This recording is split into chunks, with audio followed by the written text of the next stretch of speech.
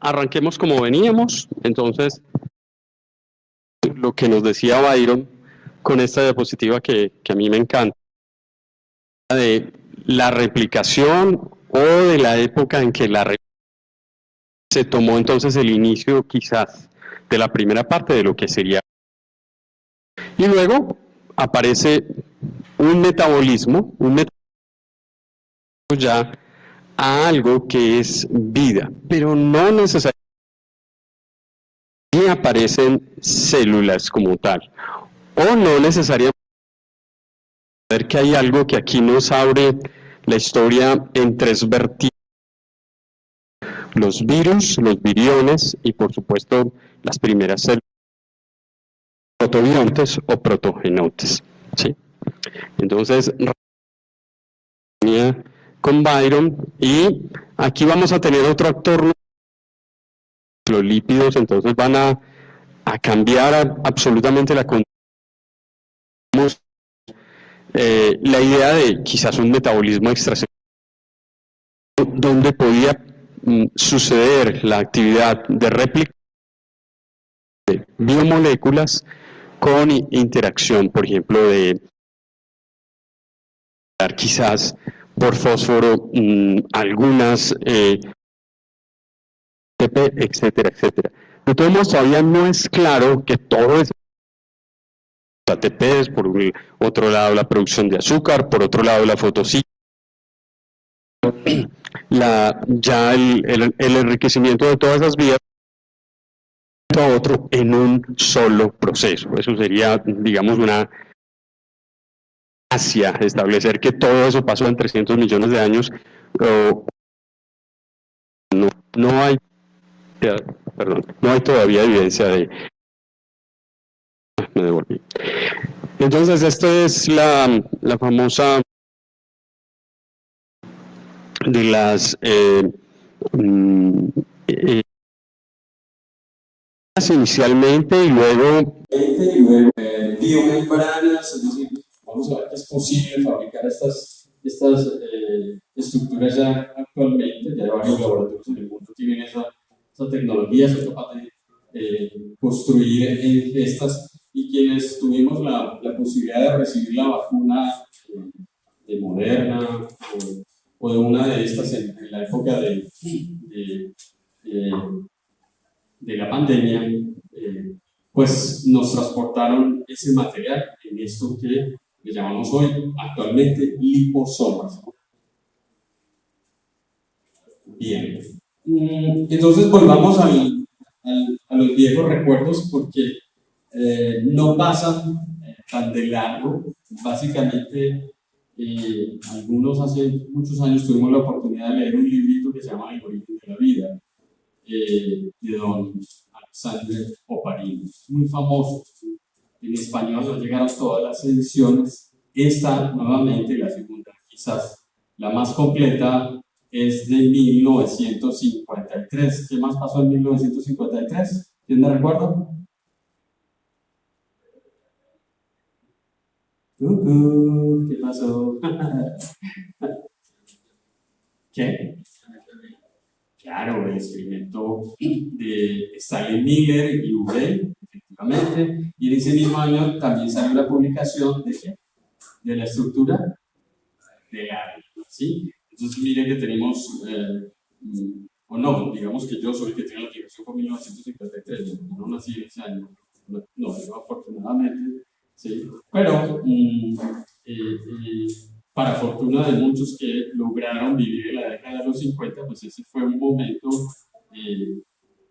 revolucionario en toda la ciencia. Miren todas las cosas que suceden, y que vamos a ver que hoy en día prácticamente ya hemos reescrito muchas de esas situaciones. Entonces, acompañado de la teoría está el genetista Nathan Williams, muy reconocido en el mundo de la genética, en el mundo de la biología, y ellos dos prácticamente son los que acuñan las teorías del origen de la vida sobre aquí vemos una figurita que es del libro, que ellos le llaman coacervados. Los coacervados, entonces, son esa mezcla de moléculas. En realidad no estaba bien definida, es más un dibujo, Pero como don Oparin era un bioquímico muy famoso, pues hace en el libro la lista de posibles moléculas que estaban allí. Por supuesto, no faltan aminoácidos, es decir, una lista importante de moléculas, no faltan nucleótidos, no faltan lípidos y tampoco faltan fuentes de azúcar y fósforo. O sea, todo lo que hemos venido mencionando estos días, ya desde la década del 50, de hecho, la primera edición del libro de El origen de la vida de París es de 1938, y ya desde ese momento se empieza a hablar entonces de un origen de la vida a biogénico. Es decir, nada que ver con teoría secular, como veremos más adelante en los siguientes. Ahí está esa imagencita del libro, donde los coacervados, pues, definitivamente son los que tomarán lugar, vamos a ver, aspectos mucho más concretos. Entonces ahí está una imagen que nos recuerda el proceso biogenético, donde tenemos a su izquierda moléculas orgánicas, luego formación de polímeros, polímeros entonces como ARN, por ejemplo, ¿sí? Pero no solo el ARN es el único polímero necesario o esencial entonces para que aparezcan o las primeras células o las primeras cosas, entes o seres que se parecen a las células que tenemos actualmente. Entonces también tenemos lípidos, también tenemos proteínas, son moléculas definitivamente ya mucho más grandes que simples compuestos orgánicos. Esas moléculas entonces las vamos a llamar polímeros, y definitivamente el ADN y las proteínas son polímeros dado que están compuestos por monómeros. Esos monómeros entonces van a constituir cualquier tipo de molécula gigante o grande, ya complejando el medio con células que fueron el punto de partida de las primeras punto de partida de las protocélulas o las primeras células. De ahí que en el cuadro que tenemos al final, el árbol nos muestra básicamente un punto de división, un punto de partida donde esa sola célula o varios tipos de células quizás llegaron a dar entonces toda la diversidad que tuvimos en tiempos posteriores. Listo. Ya son más o menos 3.700 millones de años y muchas de las especies terrestres que habitaron el planeta ya han desaparecido. ¿Sí? Ha habido 3 grandes extinciones y a pesar de eso, pues la vida no desaparece, perdón. La vida continúa latente y vamos a ver que casi que los primeros rastros de vida continúan vigentes actualmente. Esta es otra visión de la NASA sobre ese origen de la vida. Entonces ahí tenemos como una especie de rompecabezas donde establecemos, por ejemplo, fuentes abióticas de compuestos orgánicos. El primer cuadro arriba a su izquierda, la función de esas macromoléculas en biopolímeros, la producción de moléculas abajo del cuadro a nivel espacial y planetario, es decir, ya no solo se circunscribe la producción de biomoléculas en la Tierra, ya sabemos que en varios lugares al menos de nuestra galaxia, estos se están produciendo. Igualmente, entonces, tenemos actividad catalítica y producción, es decir, de biomoléculas como el ADN y el ARN, y una palabra que es esencial dentro de este proceso, la vamos a encontrar mucho de ahora en adelante, es la palabra evolución, pero acompañada con coevolución, es decir, un proceso acompañado donde los cambios que se suceden a través del tiempo están dependientes no solo del ambiente en que vive esa célula, esa especie, sino lo que lo rodea, o sea, otras células y otras especies igualmente, para que estas cambien y se perpetúen en el tiempo. Entonces, vamos a comenzar a ver lo que llamamos las primeras células. Pero para hablar de las primeras células, tenemos que reconocer que ha habido en un tiempo posterior el mantenimiento de otros entes en la Tierra que no son células y que se han perpetuado, y lo más sorprendente, siguen, vimos los cuadros de NASA, ¿no? El rompecabezas de NASA, evolucionan y siguen evolucionando, ¿sí? ¿Cómo es posible que algo que no es una célula evolucione? Sí, hay dos entes más que vamos a tener en cuenta que evolucionan en la Tierra y que se mantienen. ¿Sí? Entonces veremos grosso modo qué es un virión, qué es un virus, qué es una célula. ¿Sí? Los primeros tipos de células, vamos a hablar de esto. Igualmente,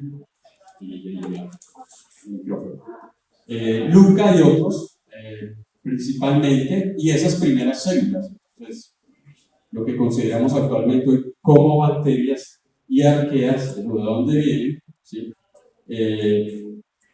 Hasta llegar a cloroplastos, mitocondrias, núcleos, que lo dejaremos pues como dedicado para lo que viene las semanas siguientes. Entonces, preguntas que pueden surgir de aquí en adelante de todo lo que vamos a ver. ¿Existen todavía replicones celulares en la Tierra, por ejemplo? Vamos a contestar al final. ¿Fue una bacteria la primera célula como tal la que dio el origen a la vida en la Tierra? ¿O había otra cosa que no se parecía a una bacteria y que definitivamente dio el origen de estas que tenemos actualmente? Algo parecido a los virus podría ser, por eso tenemos que definir esos entes y establecerlos propiamente. Entonces, existen entes que se replican y se reproducen, ¿sí? Que no necesariamente o no es exclusivo solamente de células terrestres. Las células, por excelencia, se replican, se reproducen, ¿sí? Hablamos de replicación por su material genético, reproducción por una condición celular, pero reproducir, obviamente también lo entendemos desde la química, porque podemos reproducir copias de moléculas, podemos reproducir o calcar o patentar, ¿sí? Es decir, pasar de un lado a otro como hace una impresora o como hace, digamos, cuando se imprime en una litografía, pasar exactamente la misma información siguiente repetidas veces. Exactamente eso hacen los virus y los virions. Entonces voy a empezar por el primero, que es más por el último que está allí en la lista, que es quizás el más sencillo, porque es simplemente un pedazo de ARN que simplemente solo necesita células para mantenerse. Y entonces ahí viene el problema, uno dice, no, pero esto es una molécula, no es una célula propiamente y vive pendiente de las células. Alguien podría denominarlas solo y exclusivamente como un simple artefacto de un biopolímero que necesita mantenerse. Vamos a ver esto más detallado. Entonces decimos que no son células, ¿sí? Voy a tratar de colocar palabritas claves por acá.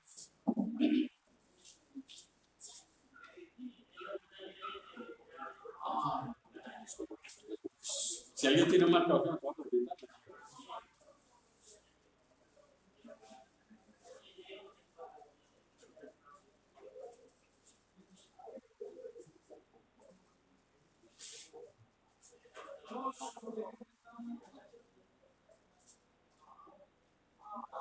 Se replica, ¿sí? Y obviamente necesita de células.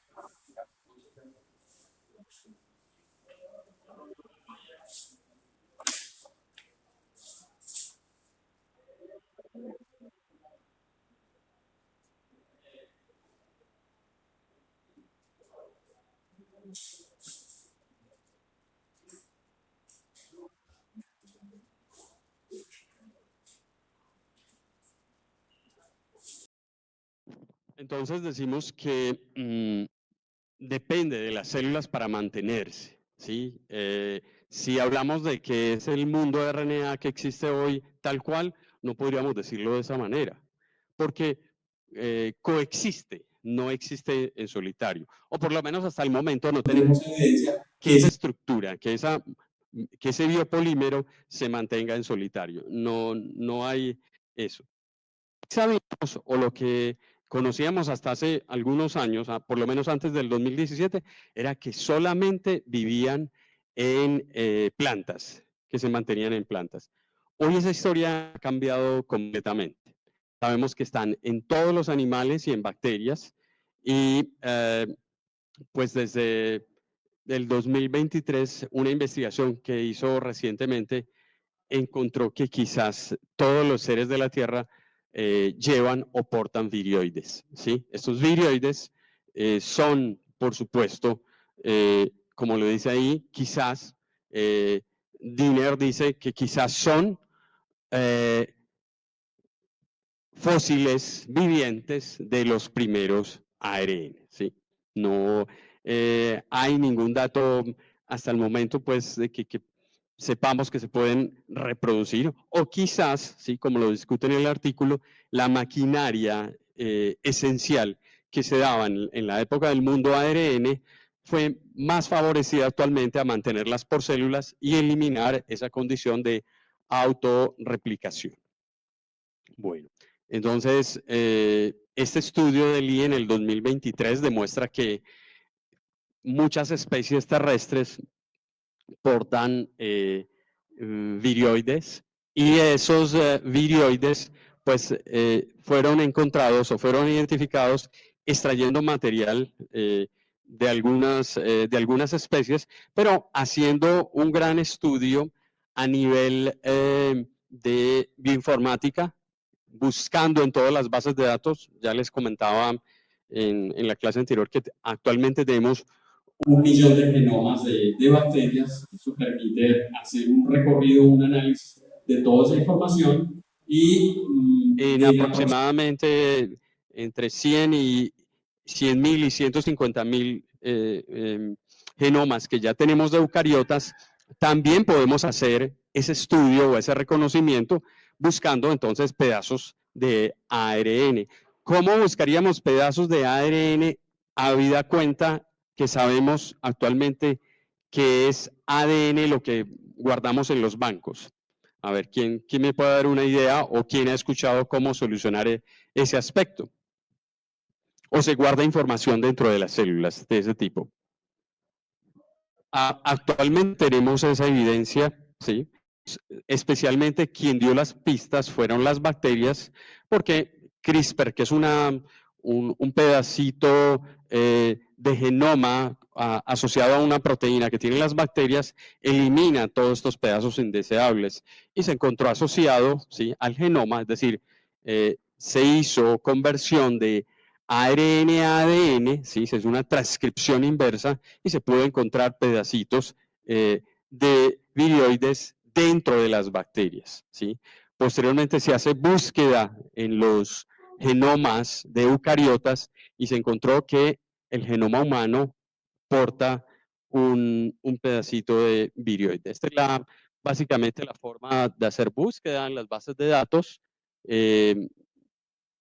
tratando de identificar estas pequeñas secuencias dentro del genoma de la especie problema, y allí entonces este es el pedazo de virioide que usted y yo portamos como especie humana. Ahí le dieron el nombre de obelisco, ¿sí? No sé por qué razón, inspirados en eso. Son aproximadamente 1000 pares de bases y allí está la forma, una molécula circular. Allí está la forma en que se mantiene o se asocia formando doble hebra, ¿sí? Recordemos que la doble hebra no es exclusiva del ADN, también el ARN puede formar doble hebra, y allá a su derecha entonces observamos una línea para ustedes. Si la lográsemos ampliar, veríamos entonces las dobles asociaciones de cadena de ese ARN, de ese virioide, que entra muy posiblemente a la célula, se replica bajo un mecanismo específico de replicasa de ARN, que normalmente todavía no ha sido fácil aclarar, pues porque nosotros, las células, los animales, no tenemos tipos de células que se especialicen replicando específicamente ARN de ARN, ¿sí? No es sencillo. Entonces, muy seguramente hay un mecanismo de retrotranscripción, tenemos retrotranscriptasas, eso sí, en nuestro genoma, que están encargadas quizás de reconvertir esto a cDNA y ya por un proceso de síntesis, de transcripción clásico, producir este tipo de moléculas. Bueno, ese es el primer grupo entonces de lo que podríamos considerar de estructuras que se replican. Adelante. Vale. Claro, la pregunta, ¿cómo es tu nombre? Camilo, claro. Camilo nos pregunta que qué implica la existencia de virioides, ¿sí? Entonces, en el artículo de Dana, pues se menciona que quizás podrían ser fósiles del mundo ARN. Bueno, esa es una hipótesis, ¿no? Pero la pregunta tuya se centra en la idea de qué implica eso que todavía existe, que todavía se mantengan. Es una pregunta muy interesante. ¿Por qué? Porque, bueno, ¿y para qué eso sigue existiendo? ¿Por qué se sigue manteniendo una estructura como esas y por qué no desaparece? ¿No? Parecería más sencillo decir que estructuras de la vida, nosotros hablamos hoy de una manera muy preocupante de especies que desaparecen, de especies que hay que cuidar, sí, pero las especies que realmente están en peligro son las más grandes, ¿no? Las bacterias llevan 3.700 millones de años y hay dificultad a pensar que las vamos a desaparecer con esta condición. Cuando yo trabajaba en los laboratorios con ARN específicamente, eran muy celosos quienes me instruían para ello en cuidar ese material porque el ARN aparentemente lo degradaba todo, ¿sí? Era casi una cismatiquería nuestra, pues porque había que trabajar con un material muy limpio, un espacio súper desinfectado, utilizábamos DNasas para que no se revolvieran y utilizábamos inhibidores de RNasas para que no se destruyera el ARN. Pues démonos cuenta que estas estructuras están en medio de RNasas que lo rompen, lo atacan, lo destruyen en agua y ahí está, patente, intacto y sin ningún problema. Ahora, la pregunta final sería, ¿cuál sería el objetivo de que eso se mantenga? ¿Sí? No tendría una respuesta sensata para decirte. La simple hipótesis que mantenemos actualmente es que las células han permitido su propagación. Es lo que sí tenemos más claro actualmente. Sin células no podríamos decir que se podría mantener. O si existe un mundo ARN actual paralelo al nuestro, todavía no lo hemos descubierto. Es decir, que se puedan replicar autónomamente en solitario, no lo sabemos, tampoco lo hemos buscado, ¿sí? Lo que sí sabemos es que hay gran cantidad de ellos en la Tierra. Es decir, que no solamente como pensábamos anteriormente, que daña plantas aquí en el oriente antioqueño, sabemos que es un problema de plaga para los crisantemos, ¿sí? Y que acaba con ellos. Estos se llevan y se transportan a Estados Unidos, pero si tienen viroides, pues inmediatamente son rechazados y hay test pues, para identificar si los portan, porque acabaría con cultivos de otras plantas en otras regiones del mundo. Entonces el USDA vigila que no porten viroides, pero ya sabemos que no es exclusivo de plantas ni de flores solamente. Bueno, el otro grupo, creo que traté de responder tu pregunta, Camilo, más o menos, ¿no? Gracias. Entonces, el otro grupo, que no es celular, que sabemos que existe, claro. Bueno, entonces la pregunta es, ¿solo sería para llevar información genética? ¿Cierto? Sí, para que quede grabado, no te preocupes. Muchas gracias. Claro, el gran problema que teníamos con lo de los primeros que encontramos fue que pues no estábamos seguros de que tuvieran genes. Los primeros que conocimos de plantas no tenían genes. Entonces, claro, era todavía más sorprendente. ¿Cómo así?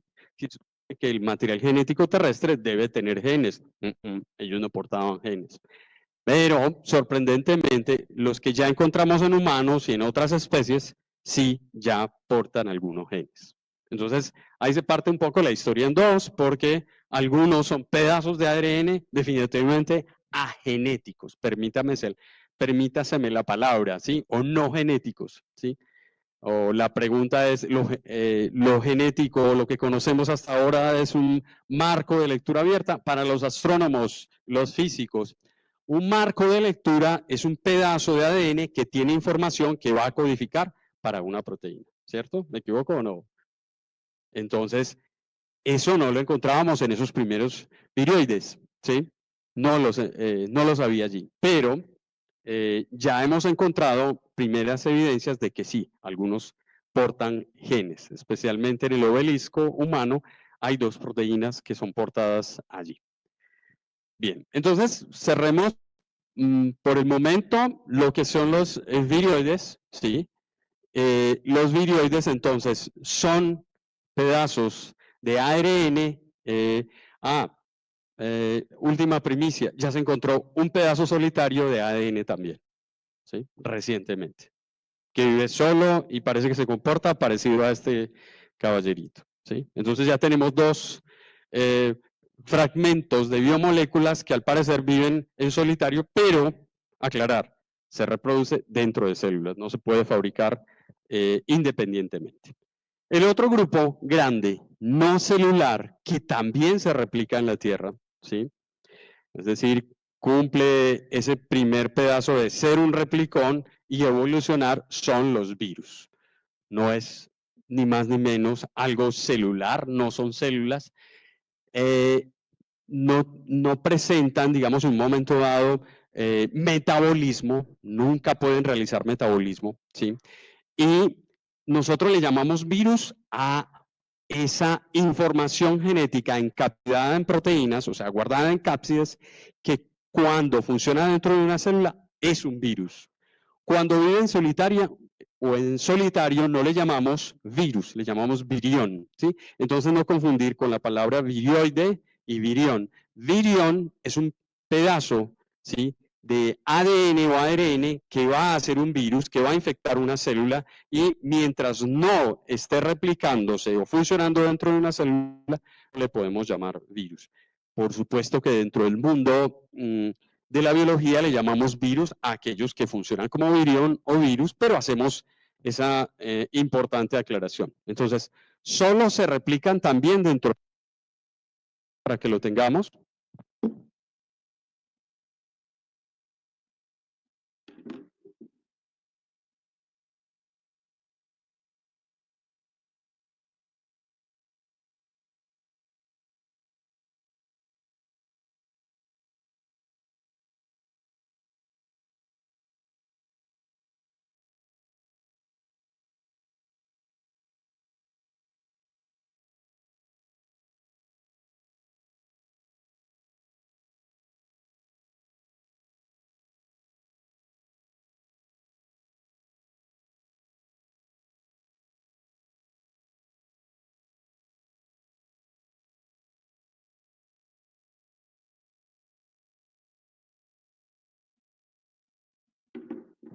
Entonces, tanto virus como virioides viven o se replican dentro de células.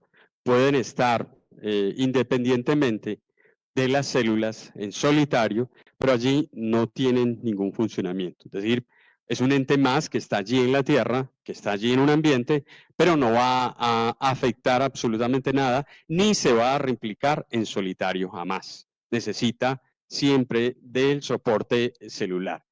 ¿Qué hacen? Eso sí, obligatoriamente evolucionan, ¿sí? No podemos pensar fácilmente, decir, solamente en la Tierra evolucionan las células. No, ya sabemos que tanto viroides como virus evolucionan, es decir, siguen ese proceso biológico que es bastante especial, que solo lo consideraremos para las células en tanto que son las únicas que se pueden autorreproducir. Entonces, si hacemos la aclaración de que la evolución solo se daría para aquellas estructuras terrestres o células que se autorreplican, allí excluiríamos virus y virioides, ¿sí? Pero no lo podemos hacer precisamente porque hemos basado actualmente en las nuevas teorías a partir de la teoría de Darwin o el neodarwinismo, en que la condición genética, el material genético, determina los procesos de evolución. Bueno, entonces, el gran problema que surge actualmente es decir si los virus están vivos o no, ¿sí? Yo creo que algunos de ustedes, especialmente los biólogos, deben tener una opinión al respecto. ¿Quiénes, levanten la mano, quienes piensan que está vivo? Uno. ¿Quién más? ¿Y quiénes piensan que no está vivo? Y los que no levantaban la mano. ¿Ah? Ese dato también es muy, muy importante. Es esencial. Es maravilloso. Mónica nos dice que ella opina, ¿sí? Para que quede en la grabación, que es otra forma de vida, ¿sí? Entonces, a los que faltaron, ¿quiénes levantan la mano y opinan que es otra forma de vida? Uno, y con Mónica dos. Ok. Yo me uno a la de Mónica, sí, de pronto también a la de Jorge. Pues si es otra forma de vida, podemos decir que está vivo, sí. Pero no es el mismo tipo de vida que hemos estudiado clásicamente o de manera clásica. Bueno, Sergio también tiene una opinión con otro nivel de vida. También me gusta esa clasificación o esa organización, ¿sí? Definitivamente los conceptos que manejábamos anteriormente sobre la clasificación, la taxonomía y vida, pues eran tremendamente, por decirlo así, reduccionistas. Love, que ganó el premio Nobel, que fue uno de los descubridores de la síntesis de ARN en la célula con Jacob y Monod en Francia en los años 60, realmente cambió la situación de los virus porque a principios del siglo XX se pensaban que los virus estaban vivos. Pero como teníamos el problema de que esa cosa o ese ente o esa estructura o ese ser no lo podíamos cultivar, entonces él mismo se encargó de escribir en algún artículo, es decir, eso no está vivo. Y eso quedó patentizado para pues todo el mundo científico, porque él fue el que empezó a afirmar, digamos de manera tajante, ¿sí? De que los virus pues no estaban vivos. De ahí que la condición entonces se pierde por la afirmación de él. Mónica, todavía tienes posibilidad. No, los que no pensamos necesariamente que solamente es vivo lo celular en la Tierra, pues es decir, nos pasamos para la idea de que los virus podrían estar vivos igualmente. Entonces, en este libro, que es básicamente de astrobiología, se hace precisamente esa aclaración de lo que hace Wolf en inicio, tratando, digamos, de sacar esa idea. Aquí tenemos un virus, que es un virus bacteriano, ¿sí? Jorge, adelante. Dime, dale.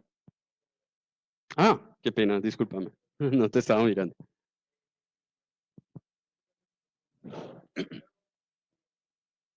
Claro.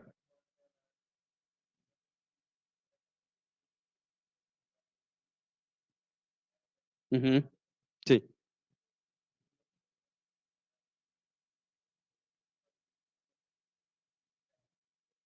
claro.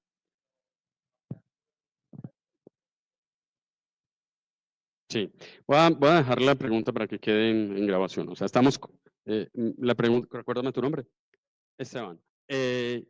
La comparación de virioides ADN, ARN, bueno, solamente hemos descubierto uno solito, no tenemos evidencias mayores, pero ya es un primer paso. Entonces, la pregunta de él es, ¿en qué radica sí, esa diferencia específica, cierto? Por supuesto, si hablamos de un mundo ARN es mucho más complejo para la célula replicar un pedazo de ARN a partir de ADN, cosa que hace muy fácilmente los virus. Pero debo aclararles que muchos de los viroides que hemos encontrado sabemos actualmente que son transportados por virus. Y los virus, en el momento de invadir las células, portan, como este caso, ¿sí? Como este virus, tiene un gen de una proteína que es capaz de sintetizar dentro de la célula ARN con molde de ARN. ¿Sí? Eso para la célula no es normal. La célula tiene ADN y sintetiza ARN mensajero, ¿sí? Replica el ADN con una ADN polimerasa, pero la célula normal no tiene información genética para copiar material, ¿sí? De ARN a ARN. Entonces, han utilizado, ¿sí? La maquinaria de los virus para poderse transportar y aprovechar esa condición, ¿no? Ahora, el de ADN, facilito, ¿no? Ya tiene toda la maquinaria celular. Los de virus que sabemos que son ADN esclavizan mucho más fácilmente las células. Por eso pensamos que esos son mucho más recientes actualmente que los virus como este tipo. Este es bacteriano, es un virus de ARN y vamos a ver, porque no hemos olvidado la membrana, no es porque no estamos hablando de membranas, vamos a ver que los virus tienen una relación muy, muy estrecha con las membranas. En este caso, vamos a mirar más adelante, aquí este es un virus de una pseudomona, es una bacteria que tiene un genoma relativamente grande. Ahí observamos que tiene dos cápsides, está doblemente envuelto y que guarda pedacitos de material genético, ARN, por supuesto, doble hebra en este caso, y lo puede entonces transportar hacia el interior de la bacteria por estos aparatitos que tienen las bacterias. Bueno, aquí me pasé un poquito, pero son los famosos pili. Entonces se pega, se adhiere a los pilis bacterianos. Es raro que los virus bacterianos entren dentro de la célula, precisamente por la condición que tiene las membranas. Aquí vemos dos tipos de membranas de las bacterias famosas Gram. Entonces, eso le dificulta enormemente a los virus entrar muy fácilmente o de manera pero tiene proteínas en su cápside, en esa cobertura proteica que le permiten adherirse muy fácilmente a las membranas celulares, lo que le facilita entonces transferir ya sea ADN o ARN. Como hemos hablado ya de virus ARN, entonces transfiere ese ARN, ¿sí? Y las bacterias tienen RNasas que copian a ARN a partir de ARN. No, tampoco tienen esa condición. Entonces, dentro del material genético del virus va el gen que permite sintetizar la proteína que es capaz de polimerizar ARN a partir de ARN. Polimerizada esa molécula, entonces va a ir al ribosoma y allí se van a fabricar todas las proteínas necesarias para fabricar nuevamente el virus completo, las cápsides, las proteínas receptoras, etcétera, etcétera. Muy bien. Pero algunos virus precisamente han utilizado el mecanismo de la membrana como ventaja evolutiva, por decirlo así, como una estrategia para poder adherirse a las membranas. Entonces, creo que ustedes fueron testigos del famoso coronavirus. ¿El famoso coronavirus tiene membrana? Efectivamente, sí tiene membrana.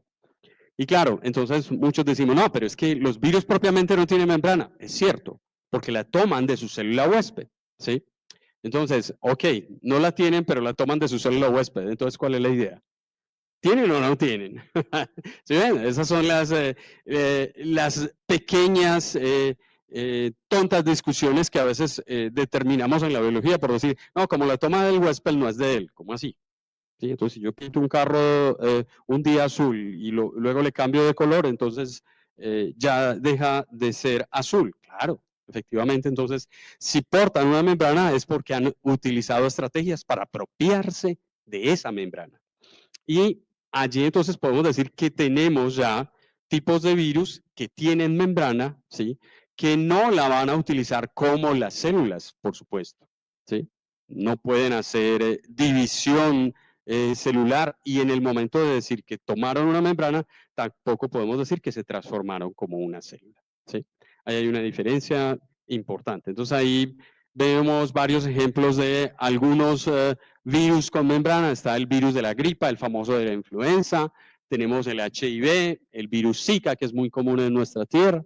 El de las paperas, que también es común por estos lados, el dengue.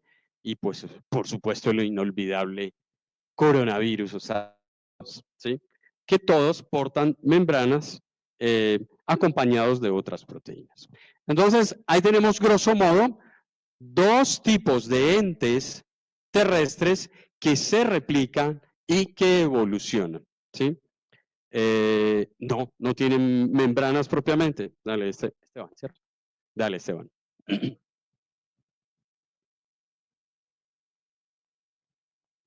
Claro. Ajá.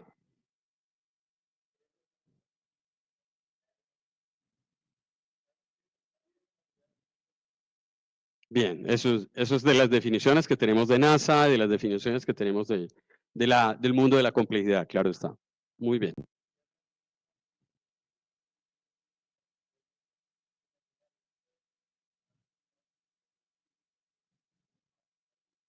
Esa es una de las diferencias fundamentales. Es decir, como virión, recordemos que la palabra virión es algo que era un virus que salió de la célula o se puede quedar adentro formado con cápsid, con material genético a su interior, pero ya no funciona como tal. Es decir, ya no invade la célula, funciona, es decir, puede salir de la célula y queda en solitario. Es decir, es como cuando se nos cae una moneda al piso, ahí quedó. ¿Qué va a pasar con esa moneda? No, pues no se va a dividir, por supuesto. Eso puede hacer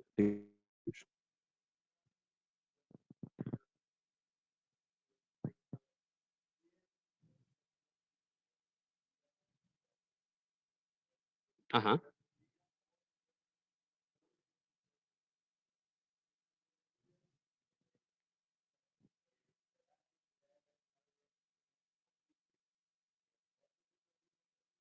Ajá. Exacto. Y ahí hay una aclaración interesante que tú nos haces, ¿es cierto? Porque recordemos, en el mundo de replicones o de autorreplicación del ARN no existía el metabolismo. Cosa delicada decir eso. Pero como circunscribimos el metabolismo para el mundo celular, entonces ya lo separamos. Entonces, todo lo que se replica de tipo de moléculas biológicas como ARN, entonces hace replicación. Los virioides siguen haciendo replicación actualmente, sí. Ah, empleados en la célula, sí. Pero siguen haciendo replicación, sí. Entonces, si bien, por eso tenemos que entrar a reflexiones filosóficas importantes, porque las definiciones a veces se nos quedan cortas, ¿sí? Entonces, eso de que podemos saltar a otro nivel, o que quizás todavía más interesante lo que acabas de decir, hay otro nivel que no conocemos, es posible, los dos, ¿sí? Entonces, ya sabemos que hay biomoléculas en el espacio, ¿sí? Antes ni siquiera teníamos la evidencia de eso. Entonces, ¿qué nos falta? Encontrar quizás un pedazo de ADN. Bueno, tengamos esa esperanza, guardemos esa esperanza, o quizás en algún momento menos esperado lo vamos a encontrar. Pero ya hay evidencia de que las biomoléculas no son. ¿Sí? Ese es un dato que ya tenemos muy claro. Bueno, y ahora sí, entonces pasémonos al mundo celular. Recordando la primera diapositiva que nos la mostró Byron, entonces ya tenemos replicación, metabolismo y ahora pasamos al último. Compartimentalización. Bueno, en inglés es mucho más corto, ¿no?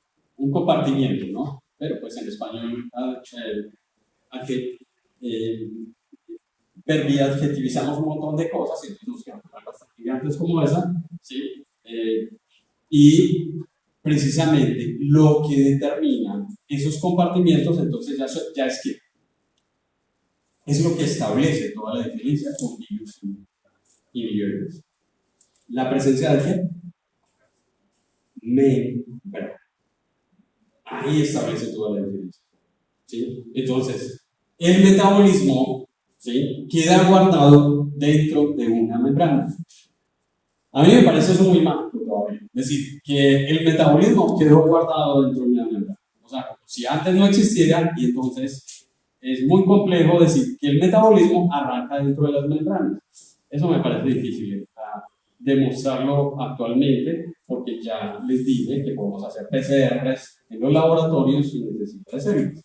Ya sabemos hacer funcionar enzimas sin necesidad de células. Ya sabemos duplicar ADN y ARN sin necesidad de células. Entonces, a eso no le llamamos metabolismo. No le llamamos metabolismo.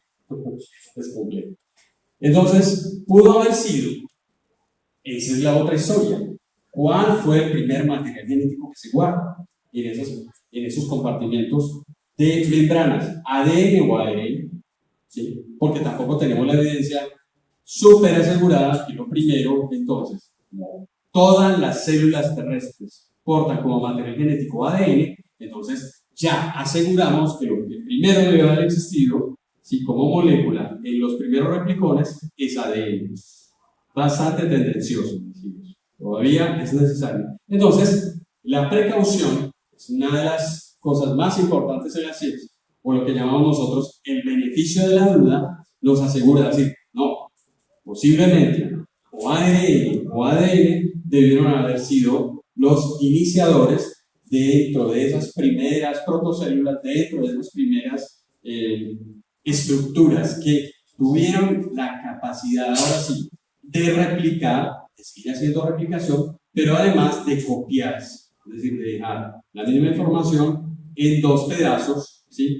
De compartimentos y hacer una cosa sorprendente, es decir, hacer lo que conocemos ya no solo como replicación, sino que reproducción, reproducir, copiarse, ¿sí? O sea, incluye membrana, incluye material, ¿sí? Entonces, grosso modo, ahí abajo tenemos a la derecha, vamos a definir aquí lo de célula.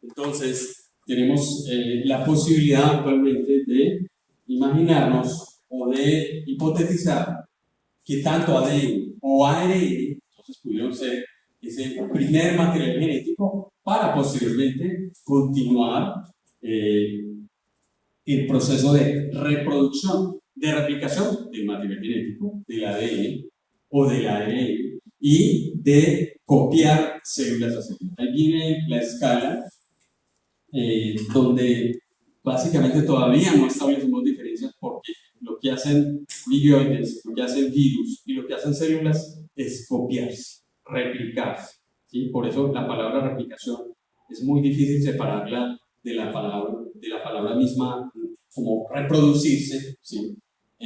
Dado que puede estar prácticamente repitiendo esa información, ¿sí? No sabemos de un pedazo de célula que se replique sin material genético, no tenemos ese dato todavía, o por lo menos sería una tontería pensarlo, quizás, ¿no? ¿Sí? Pero sí sabemos que se puede producir micelas, ¿sí? Pueden fabricarse en solitario, no necesitan ni siquiera la participación de ADN, ¿sí? Entonces, esta es una de las imágenes de Sonsa que pues estos lípidos, ¿sí? Bicapa permiten, ¿sí? La encapsidación de biomoléculas de muchos tipos. Entonces, se han hecho experimentos inicialmente con jabones, ¿sí? Y entonces, en principio, podíamos tener la claridad de que se producen micelas, de que se pueden independizar, de que se les puede polarizar y se pueden agrupar, pero utilizando, por ejemplo, otro tipo de sustancias como los ésteres y el NaOH hemos logrado entonces hacer esos que están aquí abajo, liposomas. Hemos logrado entonces fabricar ya membranas de tipo biológico de manera artificial. ¿Sí? Bueno, voy a mostrarles este experimento. Espérenme arranque. Vamos a ver si arranca. No hay conexión. Bueno, vamos a ver si lo pego acá. Voy a tratar de...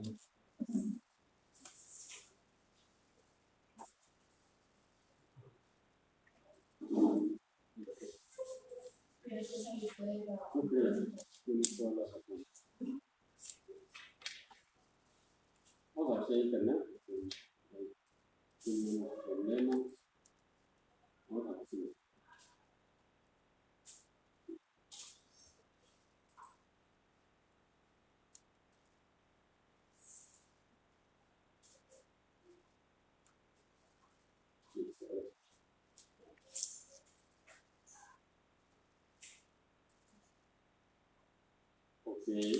Observenlo.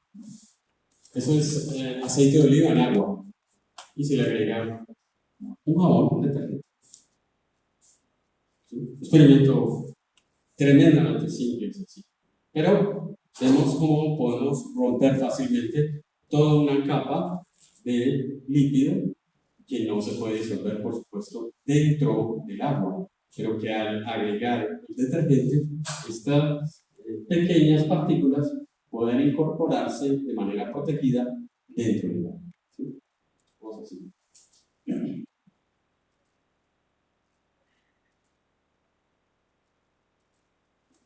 Entonces aquí tenemos lo que determina, ¿sí?, de aquí en adelante, la compartimentalización. ¿Sí? Son membranas que empiezan a hacer sus trabajos en la Tierra y empiezan a funcionar de manera autónoma. ¿Sí? Se replican y se replican. Y que han hecho casi 4.000 millones de años después, siguen siendo lo mismo.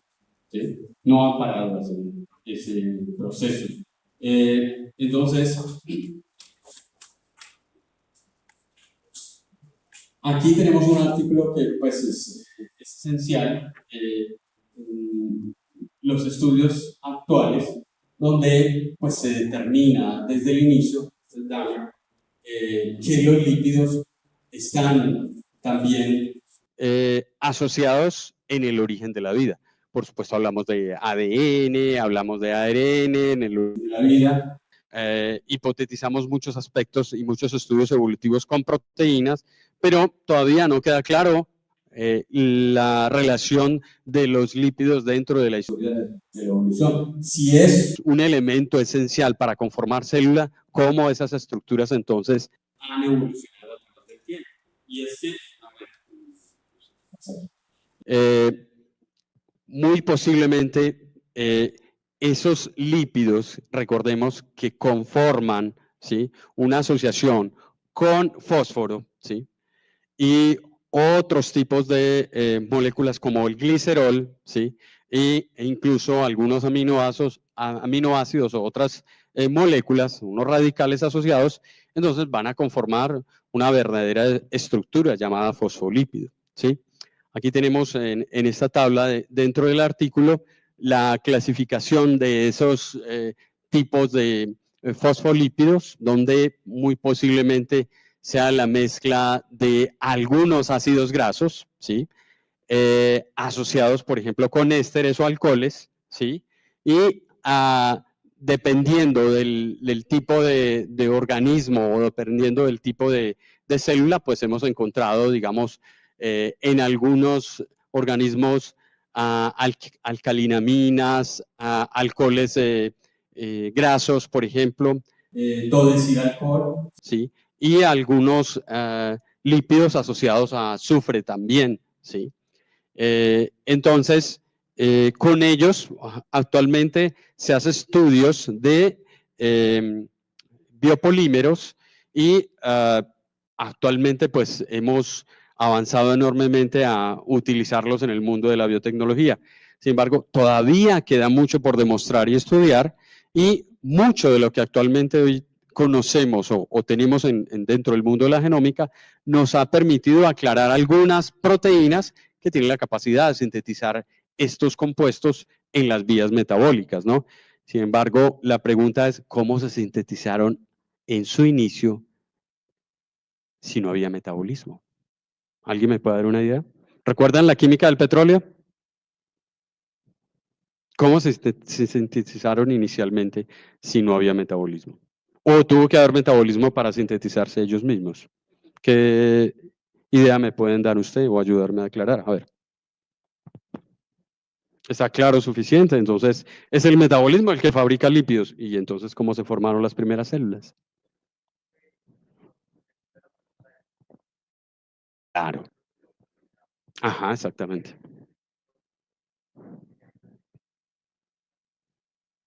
Son procesos catalíticos. Exacto. Y esos procesos, pues digamos que son más eficientes con respecto a algunos otros que se dan naturalmente, pero que ya existen porque, pues, por ejemplo, se dan con metales.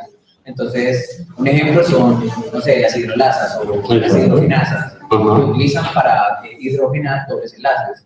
Pero el paladio, en presencia de pues, ambientes reductores, puede hidrogenar también dobles enlaces. Entonces, pueden asimilarse los procesos biológicos a procesos que ya se hacen digamos, más elementales.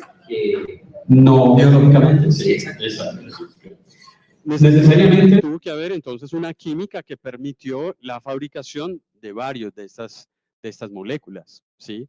Y la participación quizás en algún momento dado del fósforo. El fósforo puede reaccionar no necesariamente con la participación siempre de enzimas, ¿sí?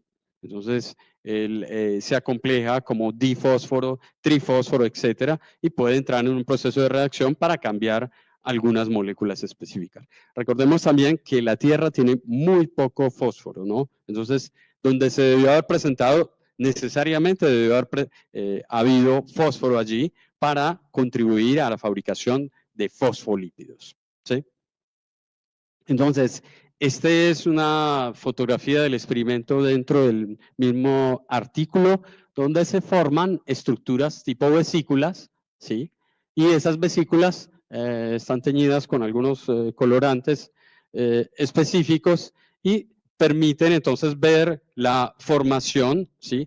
De burbujas o de estructuras muy parecidas a células que se pueden formar favoreciendo, digamos, la condición del medio, es decir, volviendo el agua, digamos, mucho más polar, ¿sí? de lo que necesariamente la tenemos, agregando, por ejemplo, detergentes para hacer que estas moléculas se orienten dentro de una solución acuosa y se independicen, ¿no? Ya vimos la capa en solitario del aceite de oliva, que al agregarle el detergente hace que se rompa completamente. Entonces, sabemos actualmente que eso lo hacen los lípidos, pero no solamente los lípidos. La foto del lado derecho para ustedes no necesariamente es con mismo tipo de moléculas como lípidos, ¿no? Como coloides, ¿no? Hemos encontrado que eso también lo puede hacer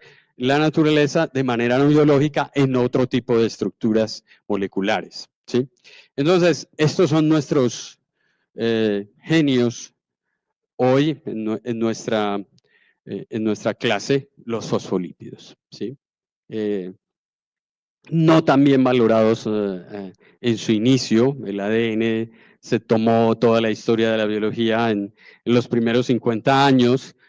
Muchos químicos empezaron a trabajar con ellos y quienes quizás trabajaron en más profundidad fueron los físicos, ¿sí? De hecho, el modelo de mosaico fluido viene de la física, no viene de la biología.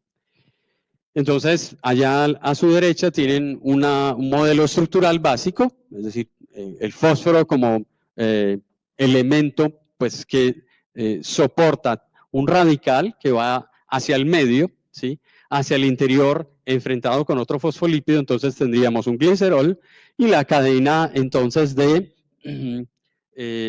pues, de el ácido graso, digámoslo así, que va protegida hacia el interior con doble cadena, ¿no? Entonces tendríamos doble cadena en el glicerol, entonces haría el proceso de asociación y el radical, el AR, pues le da la condición complementaria, por eso ahí mencionamos fosfatidilserina, la serina estaría en la parte superior, fosfatidiletoanolamina, que está en la parte superior, el inositol, que está en la parte superior, la colina, pero igualmente el tipo de ácido graso que está en la cadena. ¿Por qué? Porque recordemos que puede tener enlaces simples y enlaces dobles, ¿no? Entonces, cuando presenta esas curvaturas, ¿sí? Ahí hay un enlace doble, o cuando presenta un ángulo, ¿sí? Ahí hay un enlace doble.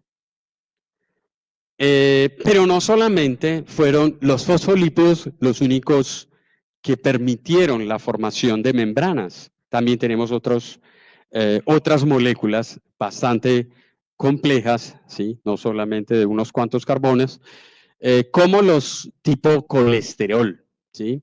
Y vienen de eso que en el experimento de Urey permitió sintetizarse algunas. Por ejemplo, sabemos que el colesterol es uno de los hermanitos de vitamina E y vitamina D, y que pueden formar lo que conocemos en nuestro organismo como hormonas, esteroles, etcétera. Son esenciales, son muy importantes para todas las membranas actualmente. Entonces, no solamente tenemos fosfolípidos, sino también tenemos esteroles como colesterol, ¿sí? Que vienen de precursores como algunas vitaminas, como la E y la D. Bien, entonces, tanto Luca, ¿sí? Como esas primeras células que debieron haber existido, ¿sí? Allá llamamos protobionte, ¿sí? O progenote, ¿sí? Son la base para quizás la primera célula que aparece en la Tierra. Voy a anotarlas aquí en el tablero.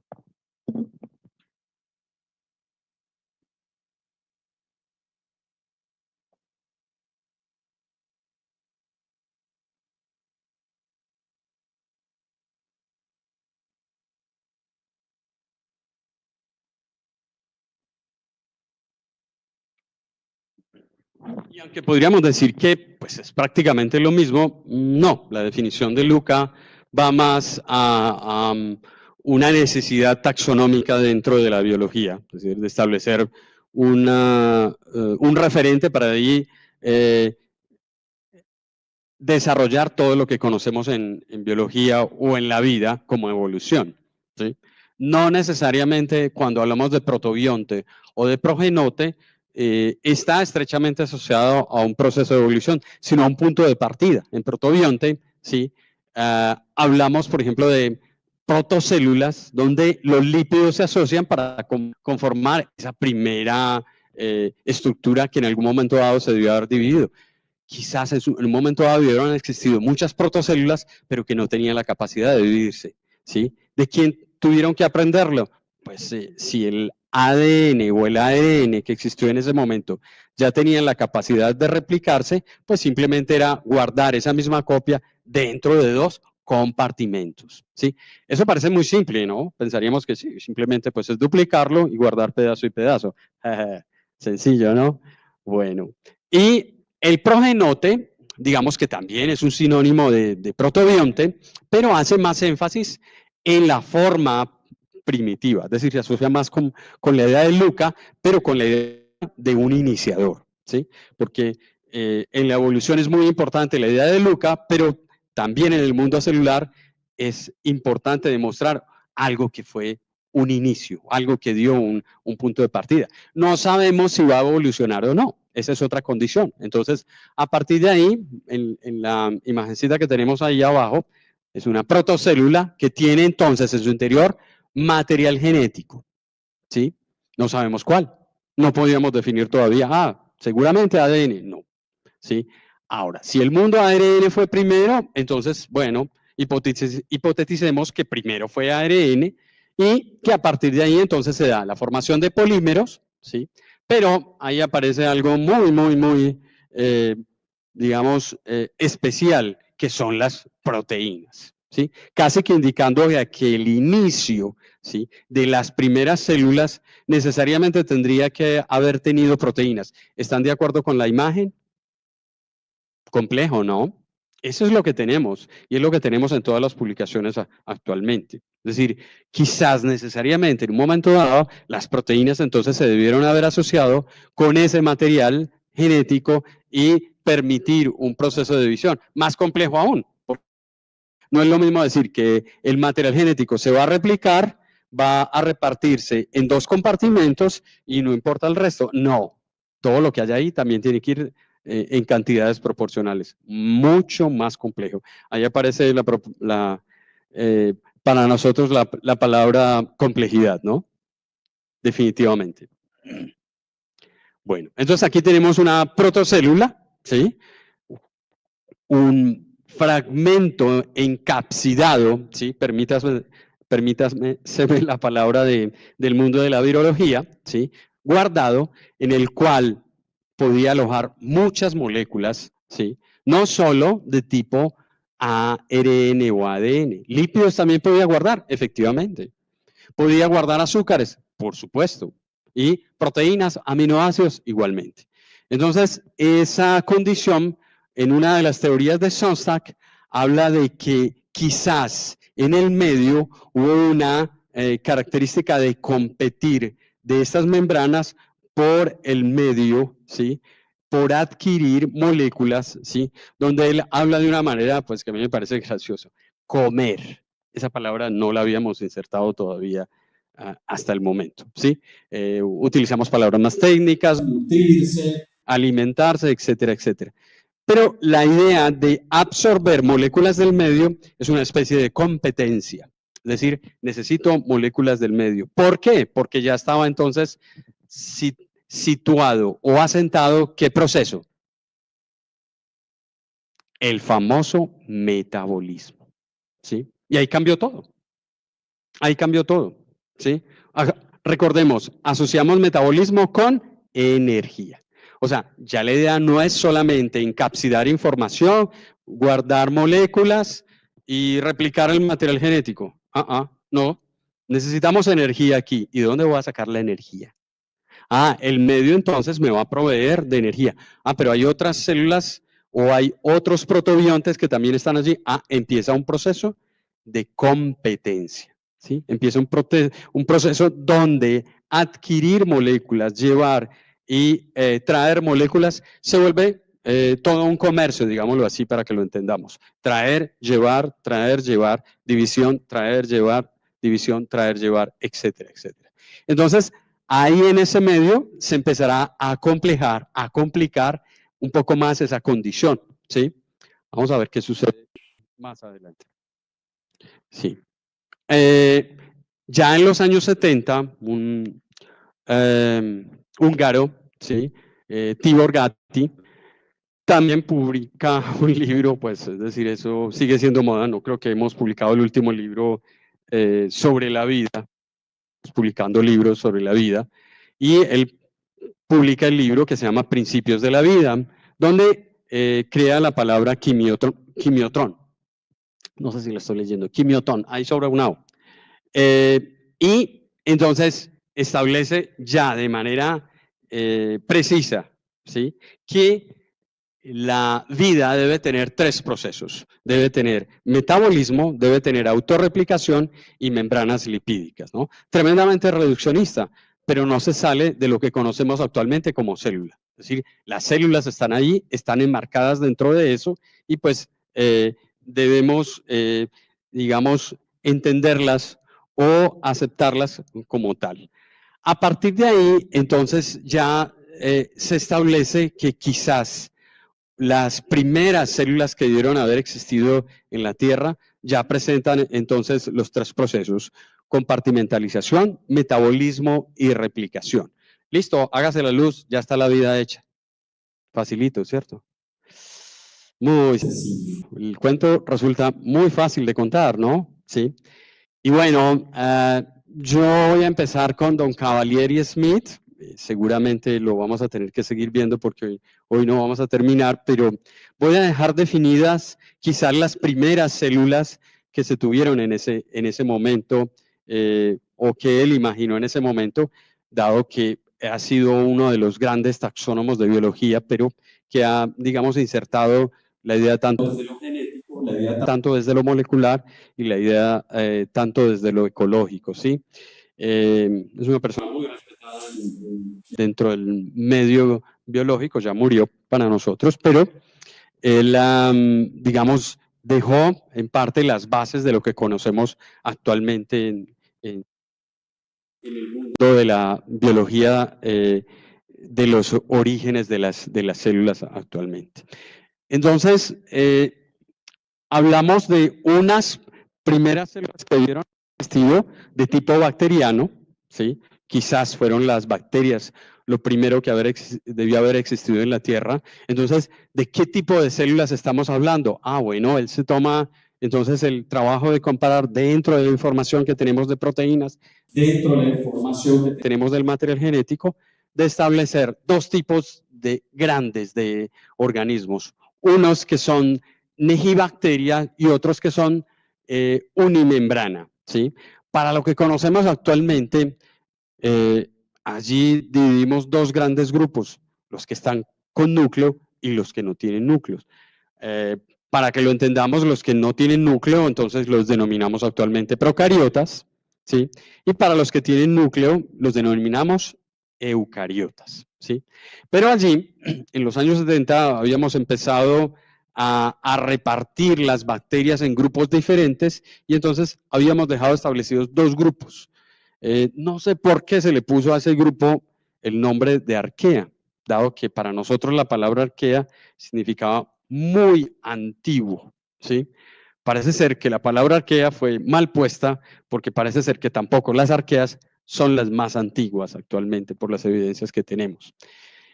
Las arqueas están mucho más cerca de las células eucariotas, de nuestras células, las células nucleadas, que de las antiguas bacterias que teníamos de esa época. Entonces tenemos dos grupos, las eubacterias, bacterias que hacen fotosíntesis, y las glicobacterias, bacterias que hacen, digamos, procesos como la famosa fosforilación oxidativa, cuando ya hay mucho más oxígeno, cuando el oxígeno empieza a aparecer.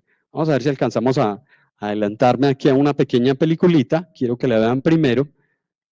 Aquí, vamos a ver si nos la deja arrancar.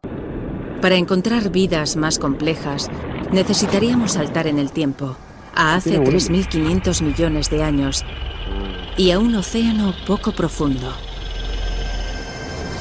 Voy a ponerle volumen a ver si... ¿Se oye? No, no se oye.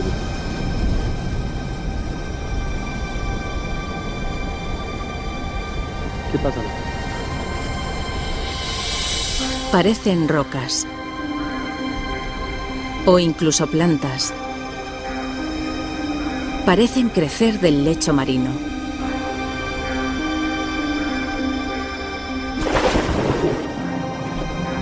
Cada una es una montaña de bacterias vivas, colonias llamadas estromatolitos.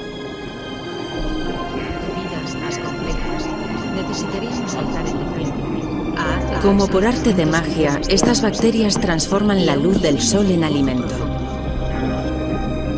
Este proceso, llamado fotosíntesis, usa la energía lumínica para convertir dióxido de carbono y agua en glucosa. Una forma sencilla de azúcar similar a lo que le ponemos al café.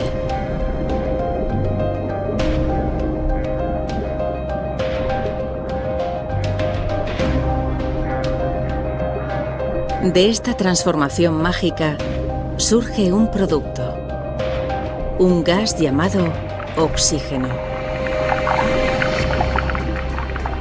Bajo el agua, poco a poco, los estromatolitos van llenando el mar de oxígeno.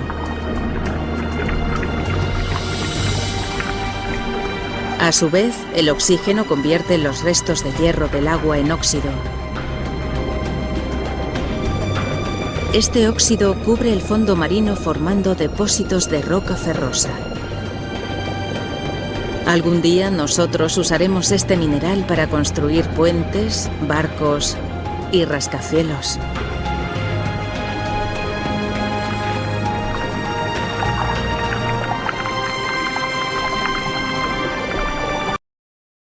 Entonces, en la presentación de Byron cerrábamos con esas estructuras que se hipotetizaban en el artículo de Sousa, como lugares en donde se asociaban tipos de células que iban a empezar a hacer procesos metabólicos. Adelante.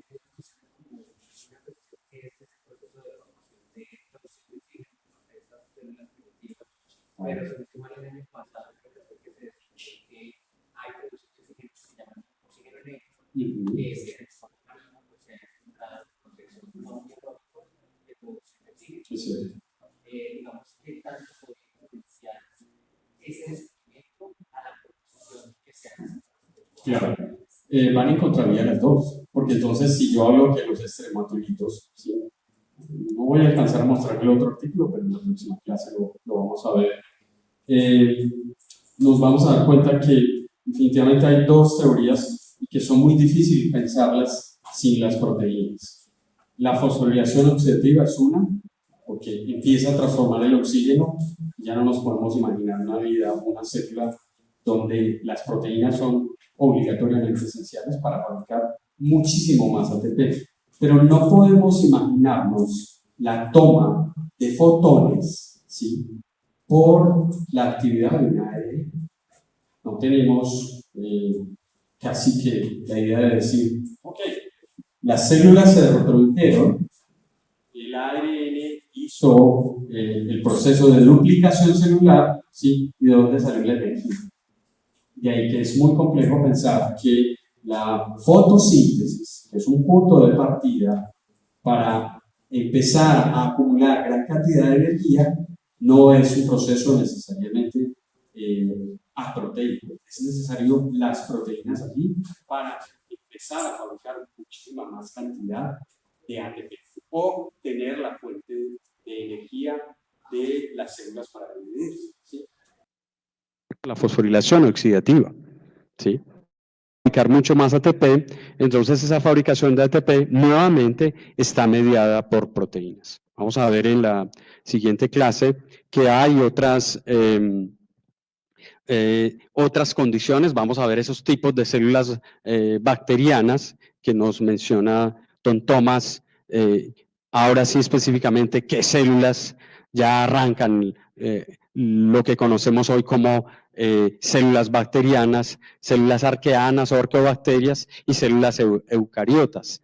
Dentro de esas grandes teorías, por ejemplo, está la formación de organelas, ¿sí?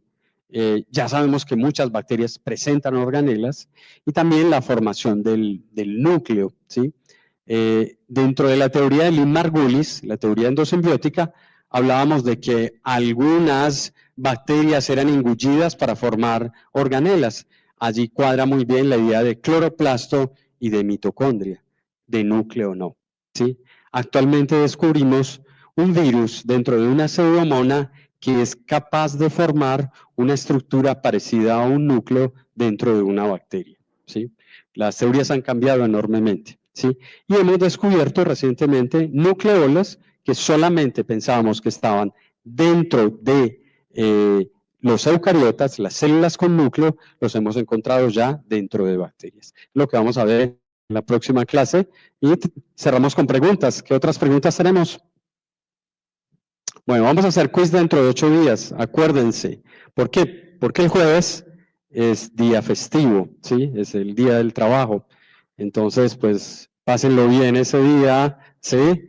Y llegamos con un quiz de esta información. Subiré esta información a nuestro Classroom. Muchísimas gracias.